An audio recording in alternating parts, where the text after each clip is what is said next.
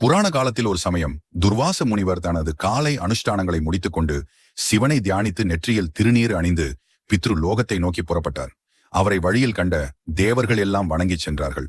அப்போது அவர் ஒரு மிகப்பெரிய கிணறு ஒன்றை கண்டார். இவ்வளவு பெரிய கிணற இத்தனை நாள் நாம் பார்த்ததே இல்லையே என்கிற சிந்தனையுடன் அதனுள் ஒரு கணம் கண்களை சுருக்கி எட்டி பார்த்துவிட்டு மீண்டும் நடக்க ஆரம்பித்தார். அந்த பெரிய கிணற்றினுள் நரகத்தின் ஒரு பகுதி இயங்கிக் கொண்டிருந்தது. கடும் தீயும் அமில மழையும் பாம்பு தேள் போன்ற கடும் விஷ ஜந்துக்களும் அங்கே ஆட்சி செலுத்திக் கொண்டிருந்தன. பூலோகத்தில் பாவம் செய்த பலரும் அங்கே வதைப்பட்டுக் கொண்டிருந்தார்கள். துர்வாச முனிவர் குனிந்து அங்கே பார்த்துவிட்டு நகர்ந்த அந்த மறுகணமே திடீரென்று அங்கே நிலைமை தலைகீழாக மாறியது. பாம்புகளும் தேள்களும் மலர் மாலைகளாயின. அமில மழையானது நிஜ மழையானது. சுட்டெரிக்கும் தீ இதமான தென்றலாக அங்குள்ளோரை வருடியது.